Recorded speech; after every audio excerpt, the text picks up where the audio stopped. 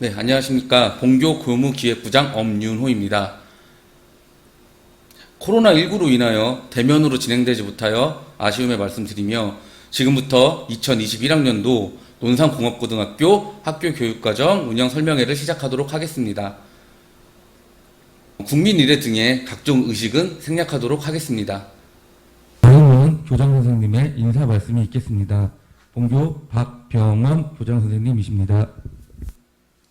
학부모님 안녕하세요.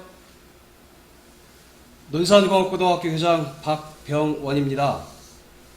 세계적 전염병인 코로나19로 인해서 얼마나 어려움이 많으십니까? 그럼에도 학교에 대한 관심과 조언, 아낌없는 도움에 깊은 감사의 말씀을 드립니다. 마땅히 얼굴을 뵙고 인사드리고 여러 현황에 대한 말씀을 드려야 오르나 여의치 않은 상황이 계속 지속되고 있기에 더 늦지 않게 이렇게 영상으로나마 올해 우리 학교 운영 방향에 대한 말씀을 드리는 것이 맞다고 판단되어 비대면 교육과정 설명회를 갖게 됨을 이해해 주시기 바랍니다.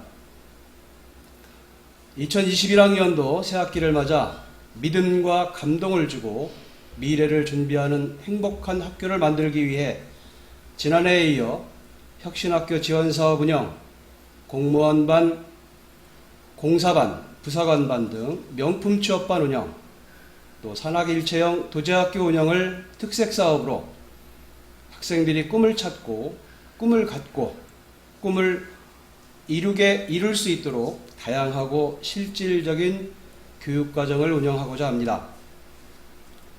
목표가 없는 학교 생활은 우리 아이들이 학교 생활에 적응하기도 힘들 뿐더러 아이의 장래를 위해서도 도움이 전혀 되지 않습니다.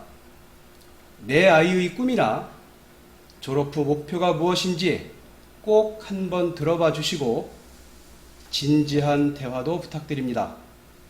특히 3학년 학부모님께서는 학창시절 마지막을 지내는 우리 아이가 어떤 진로를 희망하고 준비하고 있는지 아이는 물론 학교 담임선생님과도 꼭 상담하실 수 있는 그런 시간 가져주시길 부탁드리겠습니다.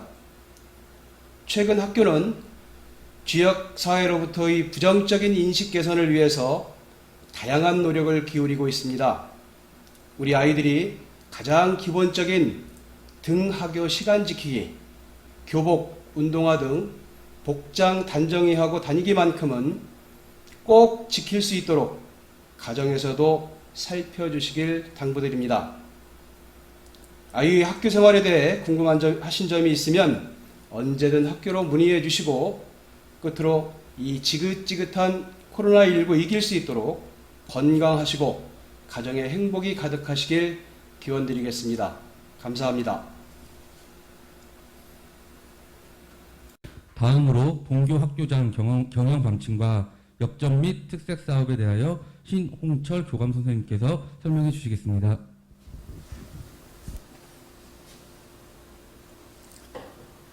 안녕하세요. 논산공업고등학교 교감 신홍철입니다. 먼저 본교의 교육 비전을 말씀드리겠습니다. 교육 비전은 학생들에게 믿음과 감동을 주고 미래를 준비하는 행복한 학교를 만드는 것이 비전입니다.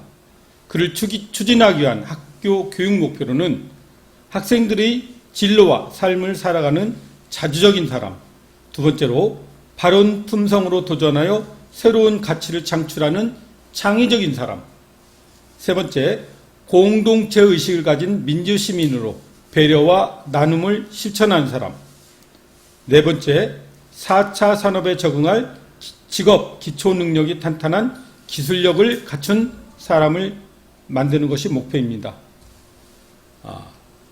학교 경영 목표로는 바른 인성을 갖추고 꿈을 이룬 학생을 만들기 위해서 꿈을 설계하고 이를 이루기 위해서 노력한 학생, 또 바른 인성으로 따뜻함을 가진 학생, 긍정적인 태도와 프로 정신을 가진 학생을 키우고 싶습니다. 또한 저희들은 사랑과 열정으로 가르치는 교사가 되고 싶습니다. 내 자식처럼 가르치는 교사, 더 가르치기 위해 노력하는 교사, 학생과 부모님들에게 믿음과 존경을 받을 수 있는 교사가 되기 위해 노력하겠습니다. 마지막으로 1년 365일 안전하고 명품 취업할 수 있는 학교를 만들도록 하겠습니다. 학교의 모든 시설과 환경을 안전한 시스템을 구축하도록 하고 명품 취업을 추진할 수 있도록 하겠습니다. 그래서 우리 논산 지역을 대표할 만한 자랑한 학교를 만드는 것이 목표입니다. 이를 추진하기 위한 학교 경영 중점으로는 학생들에게 긍정적 사고와 바른 품성을 길러줄 수 있는 인성교육을 실시하도록 하겠습니다. 두 번째는 미래 사회의 변화와 산업 수요에 필요한 창의적인 인재를 교육하는 교육과정과 프로그램을 운영하도록 하겠습니다. 교직원의 태도로는 인정과 소통을 바탕으로 학생 교육에 최선을 다하는 교사활동, 마지막으로 우리 논산 지역과 상생하고 논산 지역이 자랑스러워하는 학교를 경영할 수 있도록 하겠습니다. 올해 특색사업을 말씀드리겠습니다.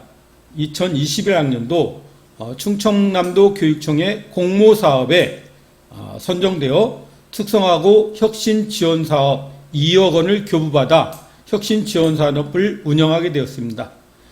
중점적인 내용은 지역과 함께하는 학교 운영 및 신입생의 충원율과 취업률을 향상시킬 수 있도록 하겠습니다. 또 안전한 학교 및 인성교육을 활성화할 수 있도록 하겠습니다. 또 아이들의 미래를 위해 명품 취업반을 운영하도록 하겠습니다. 공무원반, 공사반, 부사관반 전체 학생 중에 한 학년당 약 30명씩을 선정하여 지방직 구급 공무원 및 공사반, 부사관반 지도를 책임지고 실시하도록 하겠습니다. 또 취업 역량 강화를 위한 전공 동아리 활성화와 강소기업 취업을 위한 방과 활동을 진행하도록 하겠습니다. 마지막으로 산학 일체형 직무중심 도제학교를 운영하도록 하겠습니다. 직무중심 도제학교는 현장에서 필요한 실제적인 직업 훈련 능력을 기르기 위해서 학교와 기업 간의 직무 중심의 현장 교육을 하는 것입니다. 그래서 먼저 우수 강소기업을 발굴하고 그 기업이 필요로 하는 우량 직무를 실시할 수 있는 학생들을 양성하도록 하겠습니다. 앞으로도 논산공업고도의 발전을 위해서 더 열심히 노력하고 최선을 다할 수 있는 전문성을 바탕으로 한 아주 훌륭한 선생님들과 또 열심히 노력하고 설계하는 학생이 중심이 되는 논산공업고등학교가 되도록 하겠습니다. 감사합니다. 교무기획부에서 학교의 현황에 대해서 간단하게 설명해 드리도록 하겠습니다. 자, 학교 연역인데요. 우리 학교는 1936년 논산 공립실수학교로 개교를 해서 현재 2021년 3월 2일엔 입학생이 115명이 입학하였습니다. 역사가 깊은 만큼 2021년 1월 8일 제80회 졸업생에는 졸업생 총수가 21,175명이 될 정도로 많은 역사를 자랑하고 있습니다. 학교 현황입니다. 화면을 보시면 학생 현황과 교직원 현황이 나와 있습니다. 잠시 영상 멈춰놓고 관심 가져서 보시면 감사하겠습니다. 학과명에서 저희가 이번에 항공기계과로 개편을 하였습니다. 1학년은 항공기계과, 현재 재학 중인 2학년, 3학년은 자동차 기계과로 운영을 하고 있습니다. 교육과정에 대해 간단하게 말씀드리도록 하겠습니다. 보통 교과와 전문 교과의 이수단위 비율입니다. 저희가 공업계 고등학교라고 해서 전문 교과만 수업이 있는 것이 아닌 비율로 보자면 저희가 일반적으로 말하는 국어, 영어, 수학, 과학, 사회 등의 보통 교과도 41.7%를 차지하고 있습니다. 대신 학생들이 선택한 전공 교과의 비율도 58%로 나타나고 있습니다. 그래서 보통 교과 75단위, 전문 교과 105단위, 합해서 교과가 180단이고요. 창의적 체험활동, 저희가 말하는 자율활동, 봉사활동, 진로활동, 동아리활동 등을 24단위를 이수하여 학생이 졸업할 때까지 204단위를 이수하게 됩니다. 학년별로 보게 되면은 1학년 때는 보통 그 전공 교과보다는 보통 교과를 더 많이 진행하게 되고요. 2학년으로 들어가면서 보통 교과와 그 전문 교과가 절반 정도의 비율, 3학년이 되면은 보통 교과는 이제 거의 진행을 하지 않고요. 학생들이 이제 취업에 필요한 자격증에 필요한 실무 과목을 대부분 이수를 하게 됩니다. 화면을 멈춰놓고 잘 봐주시면 감사하겠습니다. 2021학년도 1학기 주요 행사 일정입니다. 코로나로 인하여 체육대회, 수학여행 등 체험학습 등의 외부 활동은 진행되지 못하여 아쉽게 생각하고요. 저희가 이번에는 시험을 1회만 봅니다. 6월 28일부터 7월 1일까지 그 1학기 1회고사를 보게 되고요. 2021년도 7월 16일 방학식을 시작하여 8월 16일 날 개학을 하게 됩니다. 학부모님들은 이 점 잘 봐주시면 감사하겠습니다. 네. 이상으로 교모부에서 간략하게 학교 현황에 대해서 설명드렸습니다. 네. 먼저 진로 상담부장인 정규호 선생님께서 연수를 해주시겠습니다. 안녕하세요. 진로 상담부장 정규호 인사 올립니다. 우리 학부모님들 자녀들의 진로에 많은 관심을 가져줘 감사의 말씀을 드립니다. 아이들 중학교 시절에는 일반계 고등학교를 진학할 것인가, 특성화 고등학교를 진학할 것인가, 정말 많은 고민을 하셨을 것입니다. 저희 논산공고에 진학한 것은 현명한 판단이었으라 사료됩니다. 학부모님들, 1998년 IMF 위기, 2008년 금융위기, 2020년 현재까지 진행되고 있는 코로나 팬데믹을 겪으면서 아이들의 장래에 어떻게 하면 도움이 될 것인가, 나름대로 판단이 섰으리라 믿습니다. 최근 대학로 주변의 상가를 보면 텅텅 빈 기계들을 목격하게 됩니다. 가게들을 목격하게 됩니다. 현재 대학생들의 30 내지 40%가 학업을 중도에 포기하고 있습니다. 이 아이들이 직업학교, 기능사 관련 취득학원, 기능대학교 등으로 관심을 돌리고 있습니다. 이제는 진학이 대세가 아닙니다. 취업이 대세입니다. 이에 저희 진로상담부에서는 선취업 후진학 제도와 진로 관련 정보를 안내해 드리고자 합니다.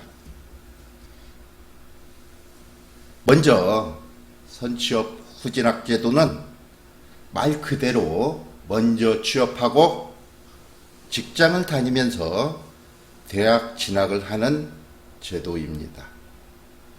인문계고 대학 졸업 후 취업하지만 특성화고는 바로 취업을 하게 되므로 경력을 7년 인정받게 됩니다. 물론 경제적으로 국가와 회사에서 전액 장학금을 지원하고 있습니다. 그래서 일학습 병행 제도라고도 합니다. 저희 학교에서 실시하고 있는 산학일체형 도제학교는 배정된 회사와 학교에서 맞춤식으로 교육하고 있습니다. 모든 교육 훈련비와 교통비, 석식비 등을 지원하고 병역 특례를 지원하고 있습니다. 후진학 제도는 고교 졸업 후 선취업하여 현장 경험을 바탕으로 지속적인 능력 개발을 할 수 있도록 일과 학습을 병행할 수 있는 기회를 제공하는 정책입니다. 재직자 특별전형, 재직 경력 3년 이상이면 정원 외로 대학을 진학할 수 있는 제도입니다. 계약학과에 대해서 안내해 드리겠습니다. 재직 경력이 6개월에서 1년 이상이면 산업체가 경비를 50% 이상 부담하는 제도로서 일반 국립대학교 등 418개 학과에서 실시하고 있는 제도입니다. 진로 관련 안내는 일반적으로 진로 관련 방대한 정보가 커리어넷에 등재되어 있습니다. 취업 관련 사이트는 워크넷을 참고하시면 되겠습니다. 이 밖에도 많은 진로 관련 정보가 있으니 다양한 이 사이트를 참고하시기 바랍니다. 우리 학부모님들, 자녀가 선취업하여 3년 내지 5년 동안 회사에 계속 근무하면서 병역 특례도 받고 대학 진학도 할 수 있도록 자녀들을 계속 격려해주고 응원해 주신다면 아이들이 자신의 꿈을 이루는데 많은 도움이 되리라 판단됩니다. 경청해 주셔서 감사합니다.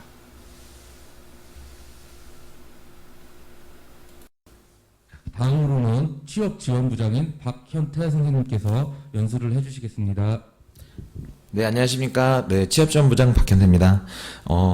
저는 이제 그 학교에서 이루어지는 직업교육 관련된 내용과 이 직업교육을 받은 내용을 바탕으로 학생들이 향후 이제 취업, 진로랑 관련된 얘기를 좀 드리려고 합니다.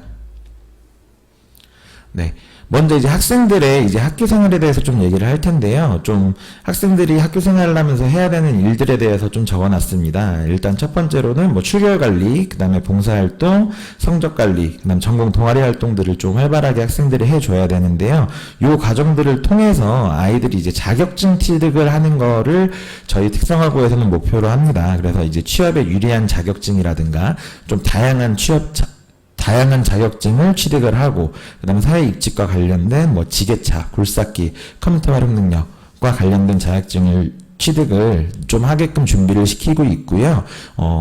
그 이외에 학교 특색 사업으로 이제 기능반이라든가 공무원반, 해외 현장 학습, 그 다음에 충무인품 인증제와 같은 활동들에 대해서 저희가 활동을 하고 있는데요. 요 내용들에 대해서 뒷부분에서 이제 설명을 드리려고 합니다. 그리고 학생들한테 저희가 항상 강조하는 내용 중에 하나는 요런 활동들에 있어서 가장 중요한 거는 이제 성실성이다.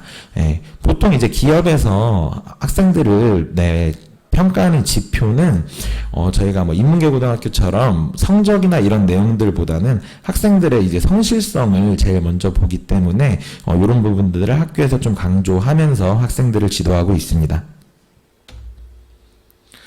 네, 그래서 이 성실성의 한 지표가 되는 게 이제 기업에서 학생들을 바라봤을 때는 이제 이 학생들의 출결도 보지만 이제 자격증을 얼만큼 취득을 하고 학교에서 어떤 활동들을 했냐를 보게 되는데요.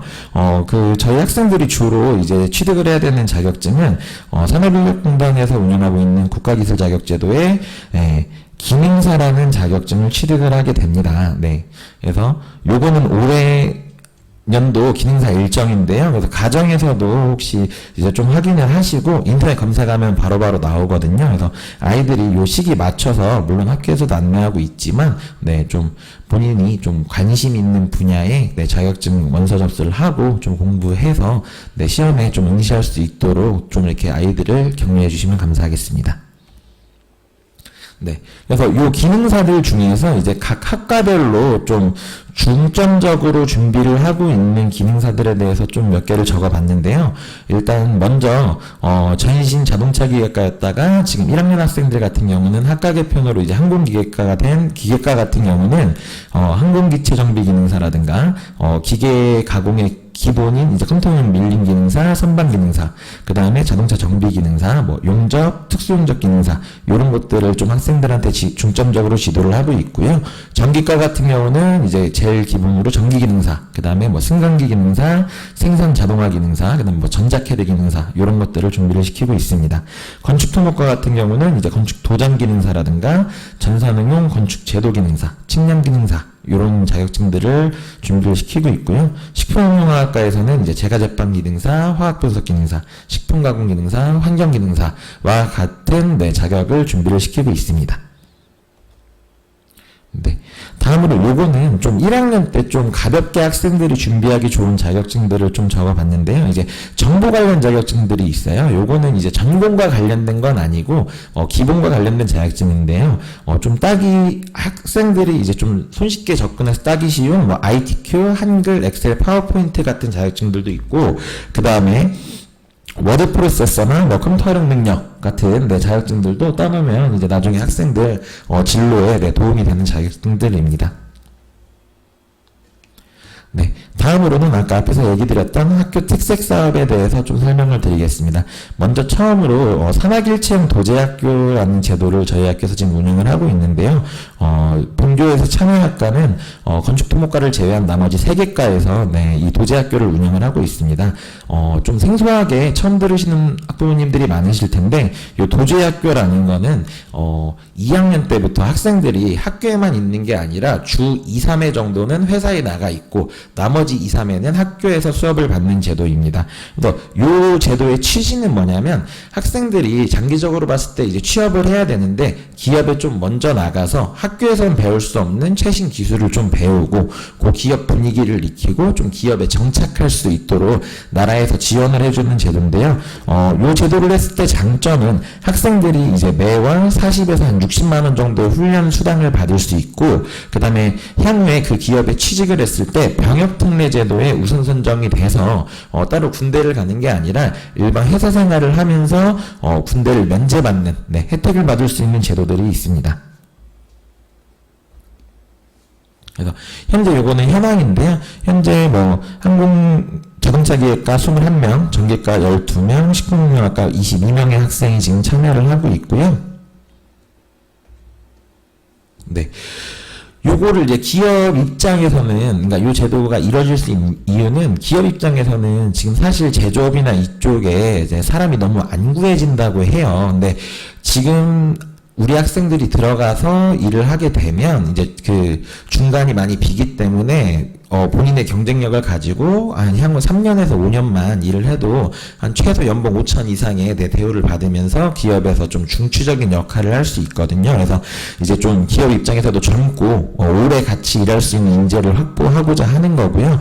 그 일환으로 병역특례 제도가 있기 때문에 특히 남학생 같은 경우는 졸업하고 취직을 하면 사실 문제가 되는 게 취직을 했다가 군대를 갔다 와야 되는 문제가 있는데 병역특례 제도를 통해서 기업에서 쭉 일을 할 수 있는 뭐 어떻게 보면 기업이나 학생 본인 입장에서 윈윈이 될 수 있는 제도고요. 그래서 이제 학교 교육과 기업 교육을 일치를 해서 이제 좀 학교에서 가르치기 어려운 부분, 산업 현장에서 실제로 배워야 되는 부분들을 좀 미리 가르치려고 합니다. 네. 그래서 요 학교 입장에서는 네, 그렇게 아이들 취업 활로를 뚫는 부분도 있고 예산 지원이 엄청 많이 돼서 이제 학생들한테 뭐 다양한 혜택들을 네, 줄 수 있는 부분이 있고요. 네.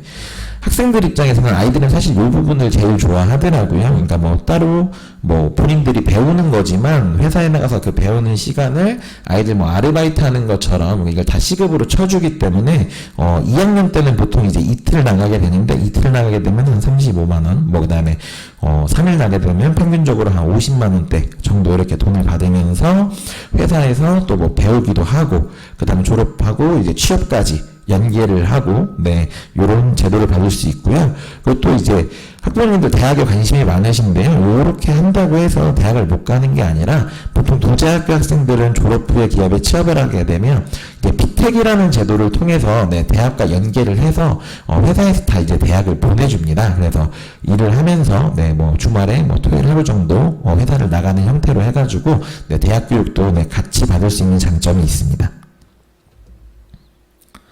네. 다음은 이제 기능영재반. 저희가 흔히 기능반이라고 하는데요. 본교에서 지금 2가지 기능반을 운영을 하고 있습니다. 네. 자동차 기계과에서 이제 자동차 정비 기능반하고 건축토목과에서 건축설계 CAD 기능반을 운영을 하고 있는데요. 요 학생들 같은 경우는 이제, 1년에 네, 상반기에 있는 지방 경기 대회랑 하반기에 있는 전국 경기 대회에 입상을 목표로 준비를 하게 되는 학생들이고요.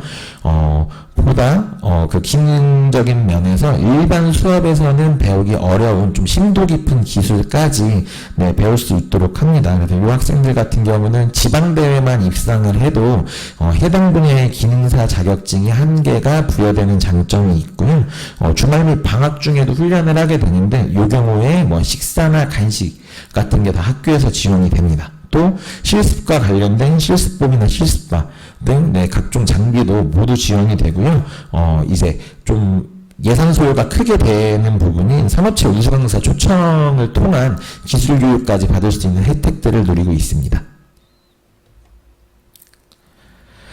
네, 다음은 공무원반입니다. 저희가 원래 공무원반이라고 부르다가 이제 올해부터 명품 취업반이라고 해서 공무원에서 이제 공사 준비까지 좀 아이들을 확장시켜서 네, 준비를 시키려고 하는데요.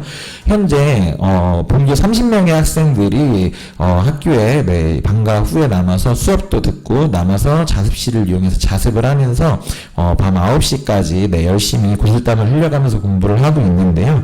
요 취지는 이제 충남교육청이랑 충청남도에서 따로 특성화고 학생들을 대상으로 해서 공무원을 뽑는 제도가 있습니다.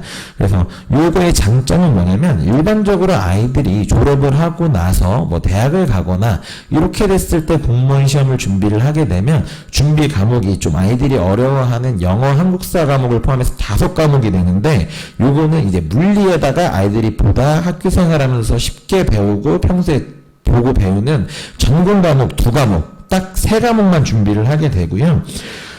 그래서 이게 도내로 제한이 걸려 있어서 충남에 있는 특성화고 학생들만 시험을 볼 수 있기 때문에 경쟁률이 매우 낮습니다.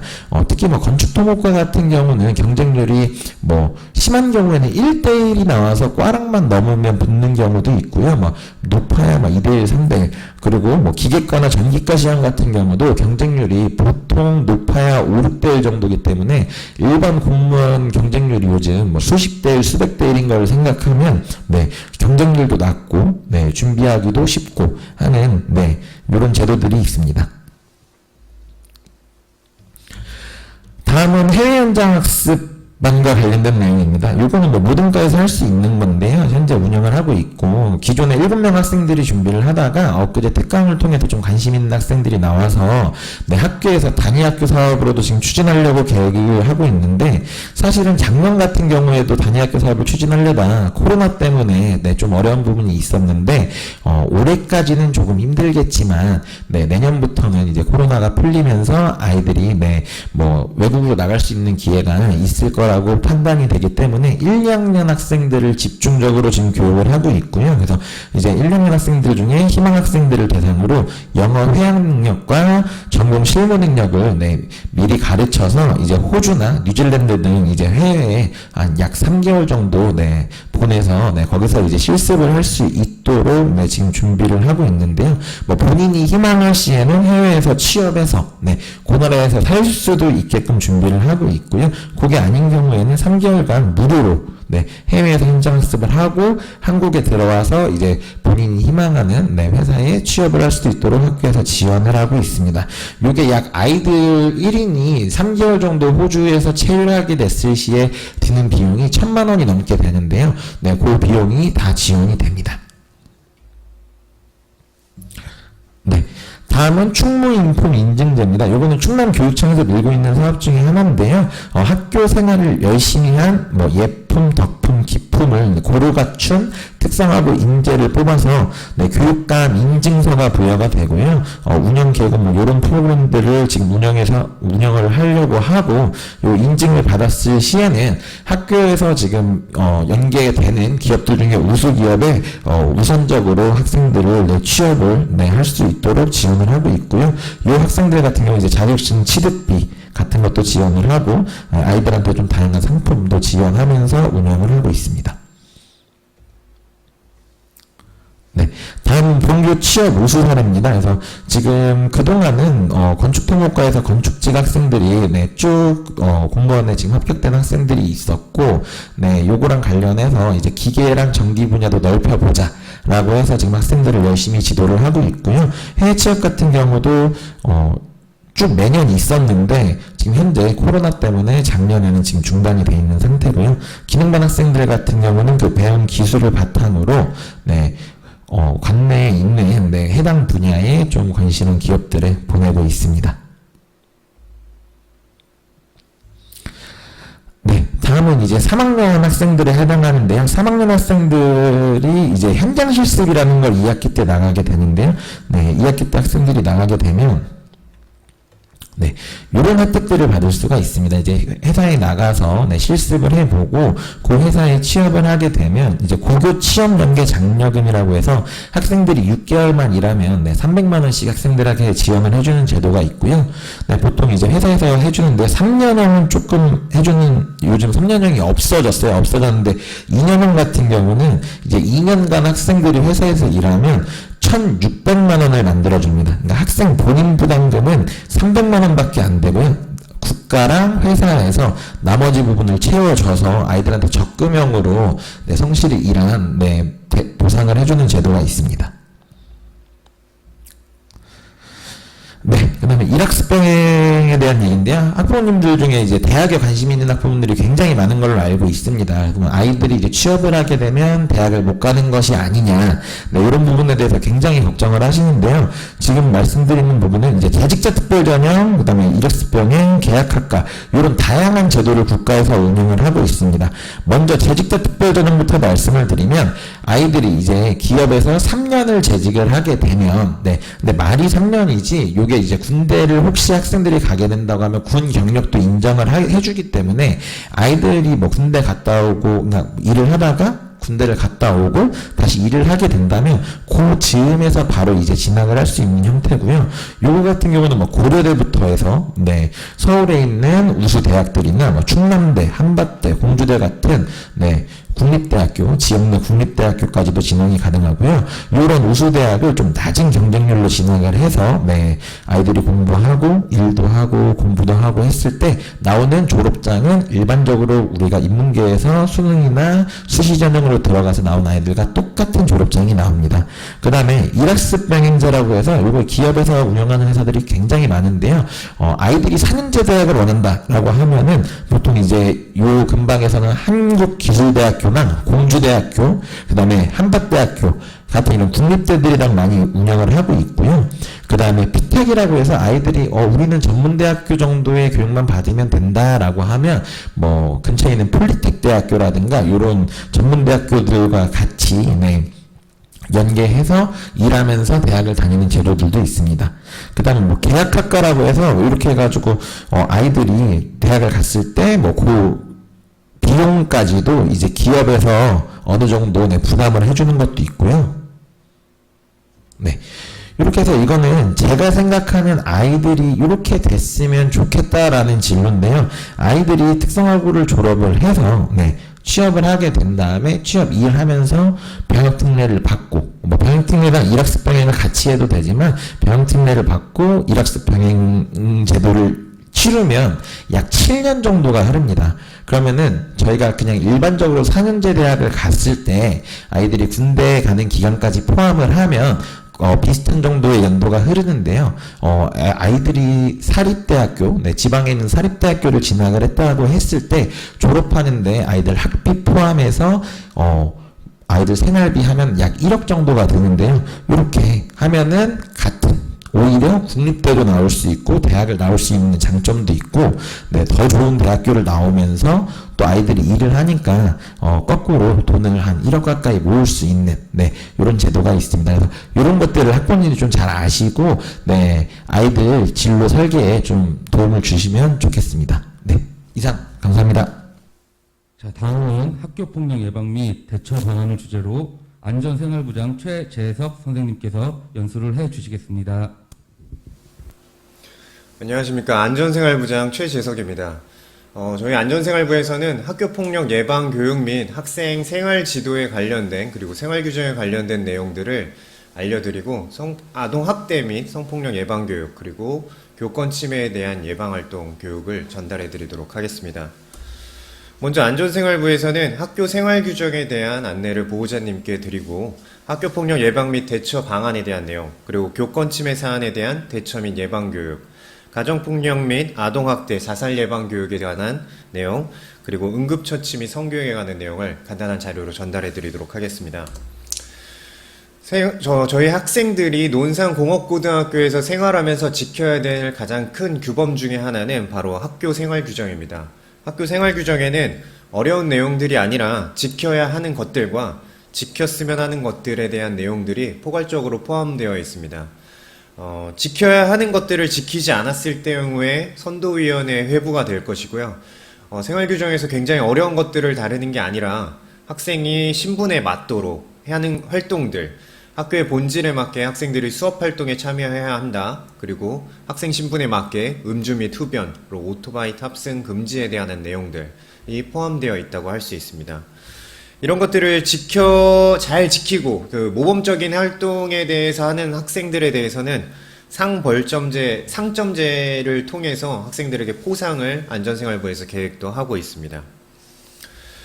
우선 상벌점제에 따라서 저희가 그린 마일리지 상벌점제를 운영을 하고 있고, 본교 학생들을 대상으로 전 선생님들이 상점과 잘하는 학생들에게 상점과 그리고 지켜야 할 것들을 지키지 않은 학생들에게 벌점을 부여하고 있습니다.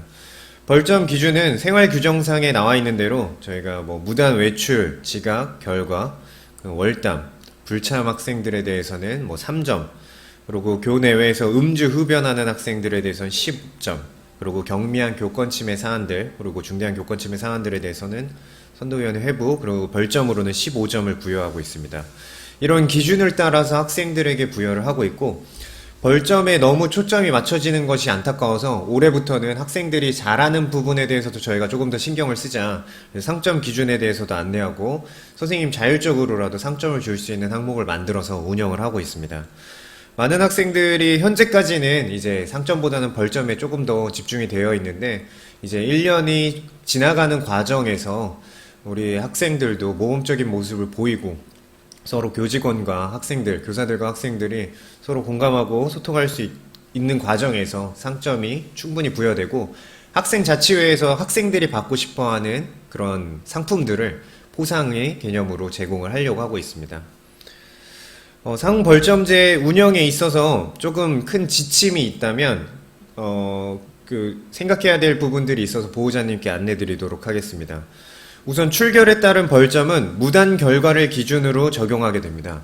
아까 상벌점 기준 중에서 무단 결석도 있었는데요.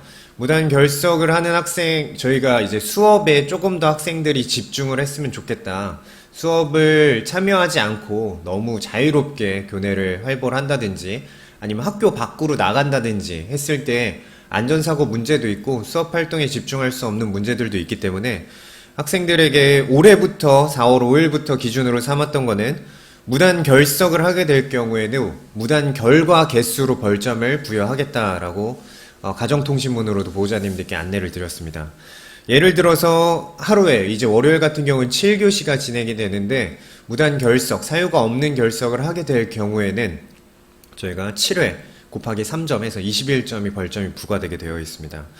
학생들에게 무조건 잘못된 점을 지적하기 위해서 벌을 주려고 하는 행위가 아니고, 저희의 주된 목적은 학생들이 조금 더 수업 활동에 집중할 수 있게, 그리고 수업 활동을 조금 더 소중하게 생각할 수 있도록 특별히 만든 방안이기 때문에 보호자님들께서도 이 점을 양해해 주시면 감사하겠습니다.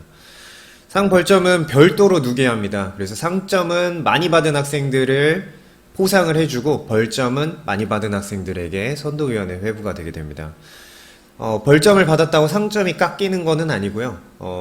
벌점을 받은 거를 상점 받은 걸로 감소할 수도 없습니다. 다만 그럼 벌점을 받으면 끝이냐? 전혀 그렇지 않습니다. 벌점을 많이 받을 수는 있지만 그거로 인해서 차감할 수 있는 방법도 마련해 놓았습니다.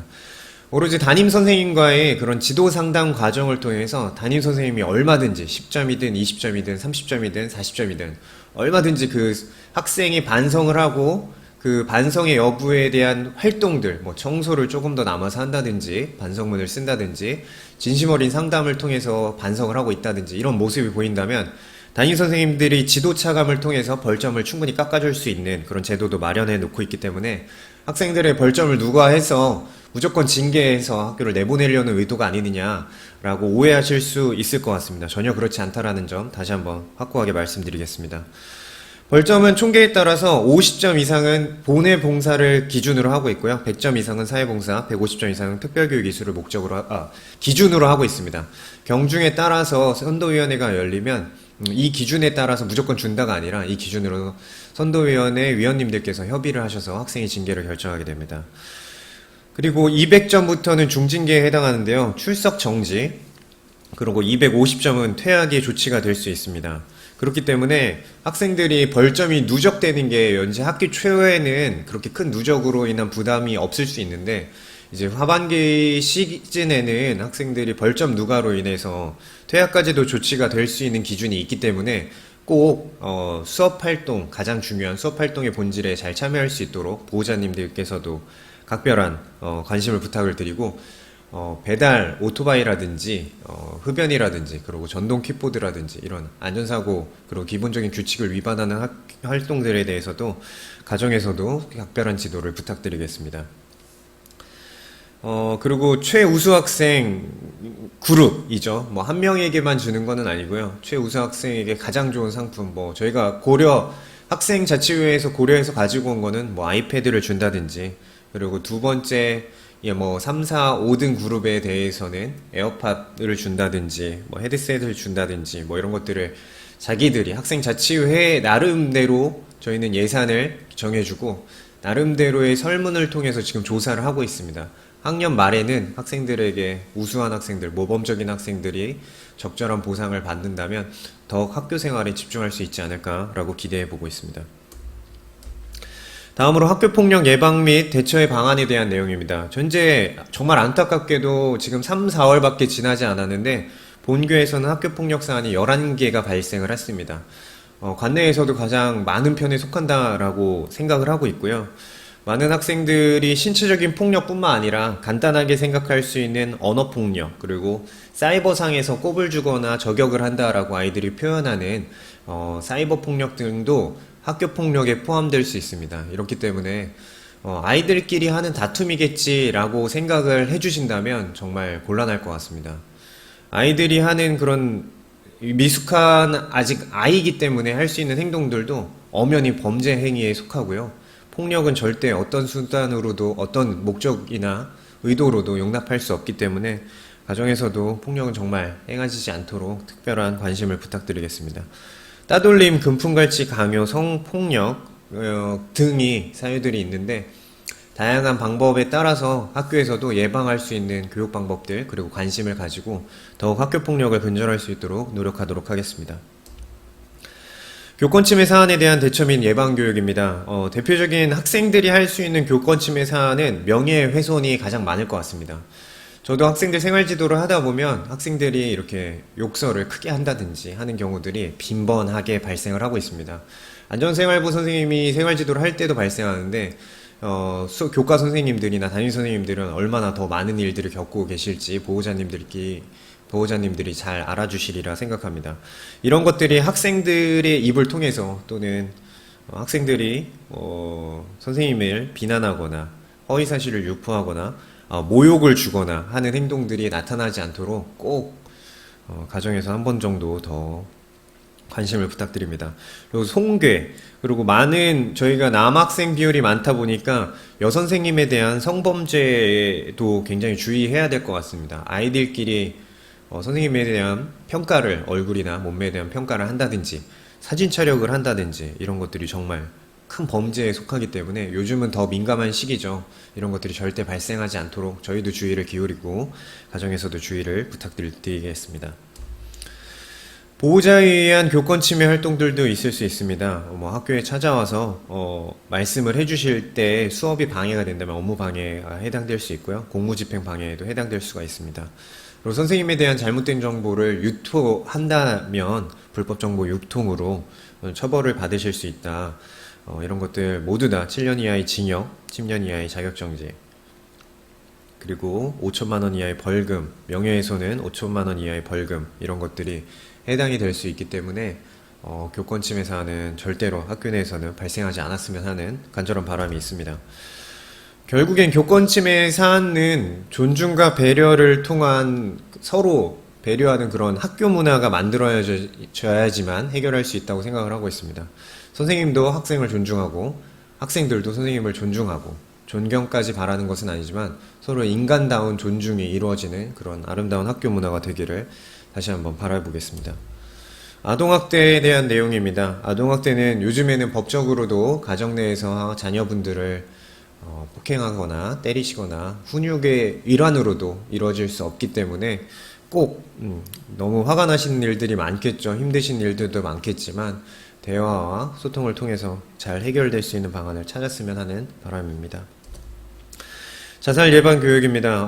학생들이 자살을 하는 많은 징후들이 있습니다. 말이 없어진다든지 식욕이 없어진다든지 밖에 나가는 활동이 줄어든다든지 이런 아주 사소한 것들에서 징후가 시작되기 때문에 그런 징후는 학교같이 많은 아이들이 한꺼번에 있는 공간에서는 잘 발견되지 않을 수 있습니다. 용기를 내어서 위클래스나 담임선생님 또는 교과 선생님들, 학교에 있는 어떤 선생님한테는 얘기를 해준다면 학교에서는 대처가 가능하겠지만 수많은 아이들과 속해 있다 보니까 아이들이 자신의 그런 징후를 잘 표출되는 것을 발견하기가 어렵기도 하고요. 많은 아이들이 있을 때는 또 자살에 대한 그런 욕구가 조금 제재되는 것도 있겠지만 조용한 곳이나 혼자 있는 시간이 많아질수록 조금 주의를 해야 되는 것 같습니다. 가정에서도 혹시나 징후가 보인다면 언제든지 어떤 선생님에게든 학교로 연락을 주시면 저희가 도와드릴 수 있는 부분들에 대해서는 최선을 다해서 도와드리도록 하겠습니다. 저희 안전생활부나 논산공업고등학교 전체 교직원들의 바람은 학교가 수업을 조금 더 집중할 수 있게 학생들이, 그리고 학교에서 배움이 일어날 수 있게, 그리고 학생다운 그런 태도를 갖출 수 있도록 아주 기본적인 것들, 인성에 대한 것들을 지도하려고 집중하고 있습니다.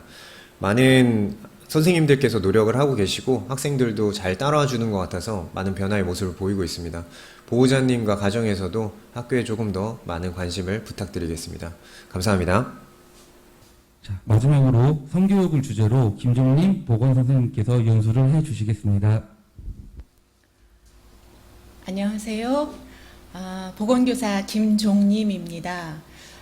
우리 어른들도 마찬가지이지만 아이들은 이 성 문제에 맞닥뜨리면 매우 당황스럽고 그리고 스스로 뭔가를 해결하는데 매우 어려워합니다. 그래서 학교보건법상 우리 아이들에게 성교육을 반드시 하도록 되어 있고 학부모님들께서도 연수를 통해서 하실 수 있는 기회를 갖게 됩니다. 이번 기회가 그런 기회인 것 같습니다. 마스크를 벗고 우리 같은 공간에서 이야기를 하다 보면 서로 어려운 점을 더 토로하면서 할 수 있었을 텐데 불가피하게 이렇게 온라인으로 인사드립니다. 지금부터 성폭력 예방을 위한 그리고 사례별 어떤 대처를 해야 하는지 말씀드리겠습니다.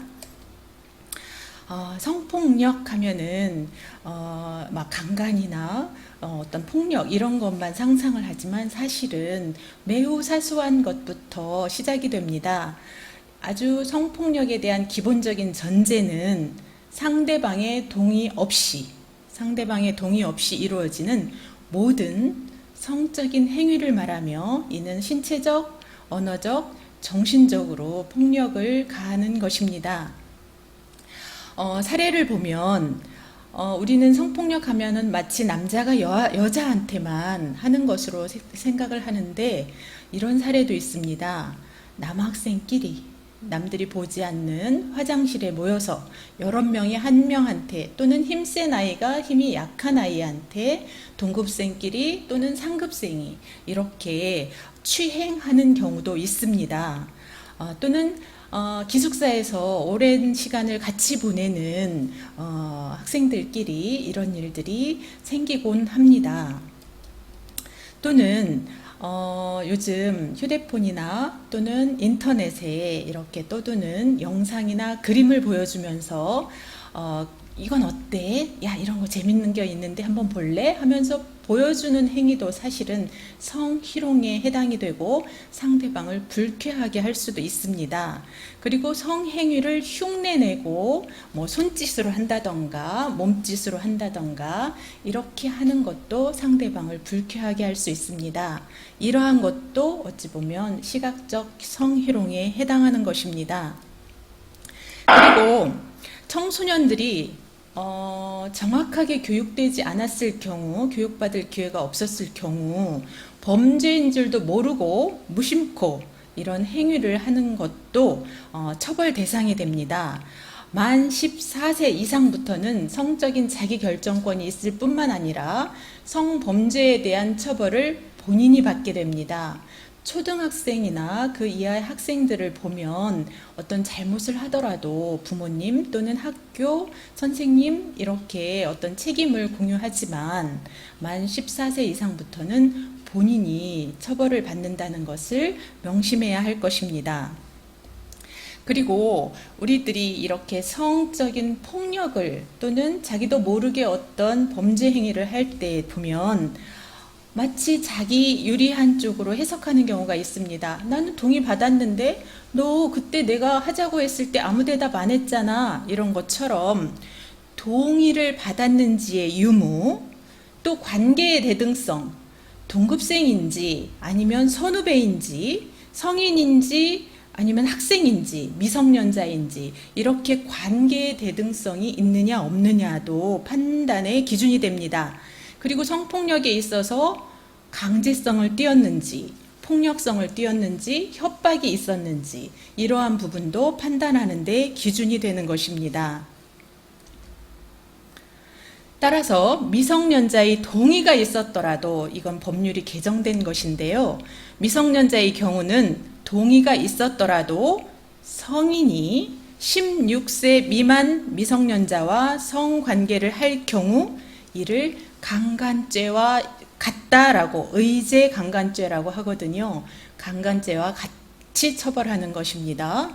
이거는 개정된 법률입니다. 그 전에는 14세, 15세 이렇게 미성년자들이 내가 동의했어요. 나는 돈 받고 했어요. 이럴 경우에는 이걸 강간죄로 처벌하지 못했어요.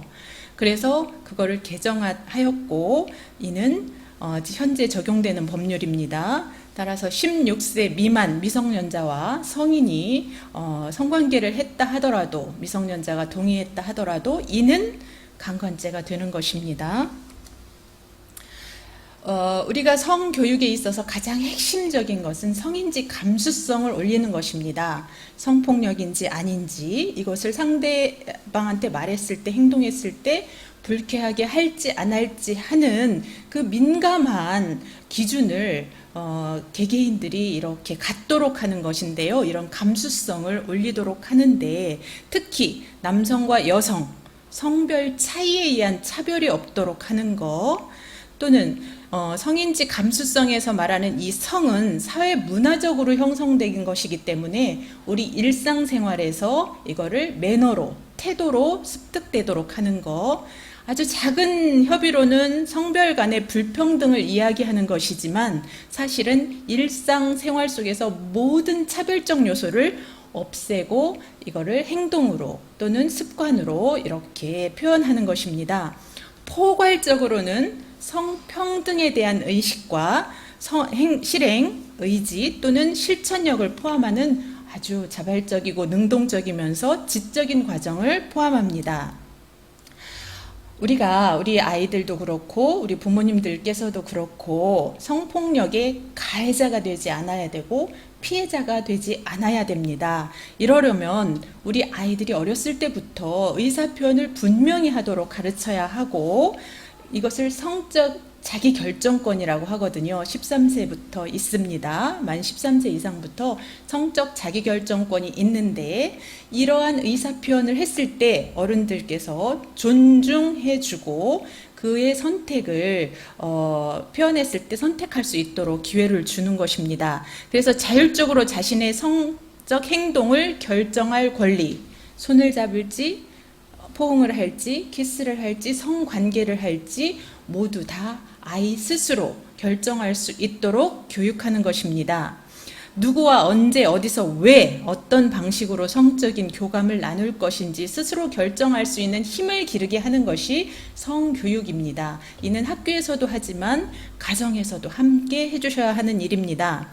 그리고 반드시 원하지 않는 성관계를 요구받을 때는 이를 거부하고 이거에 대해서 행동할 권리를 반드시 가르쳐야 합니다.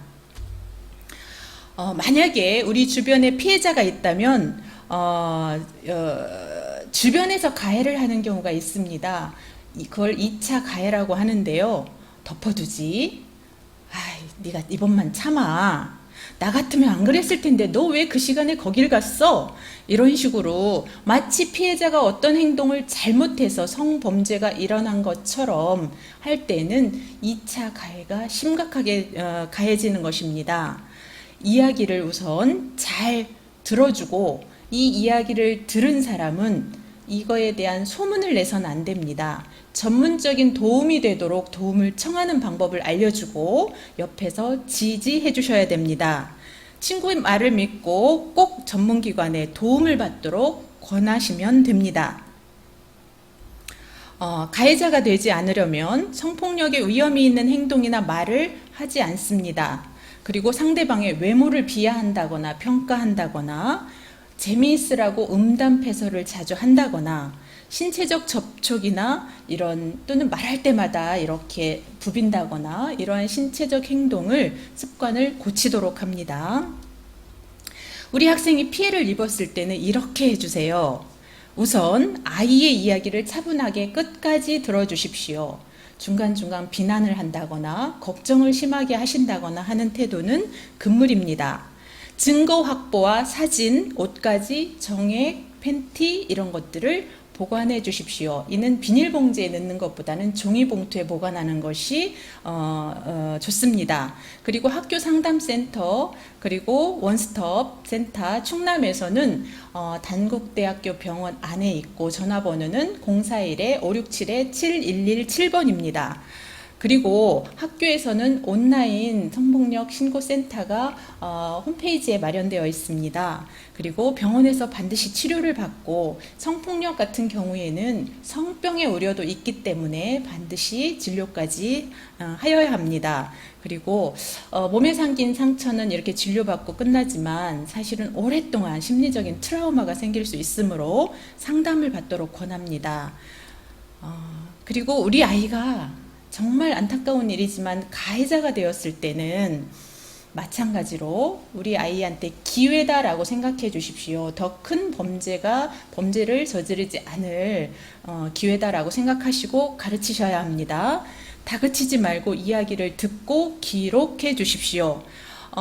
나중에 법정으로 가면 치열하게 하지 않은 행동까지도 했다고 할 경우도 있습니다. 따라서 사실 그대로 기록해 주십시오.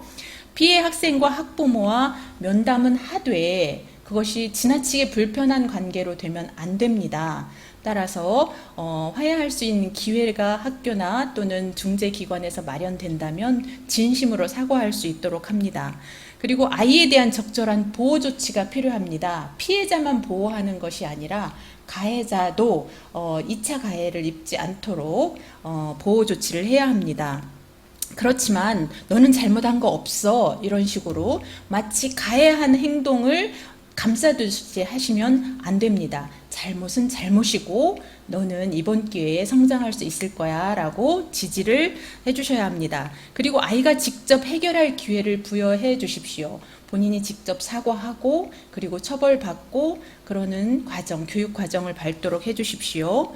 부모와 함께 심리적인 고통과 불안에 대해서 치료받도록 하여 주십시오.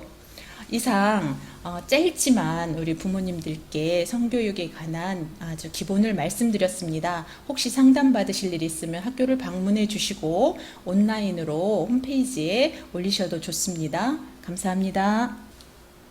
자, 지금까지 모든 선생님들의 연수가 진행되었습니다.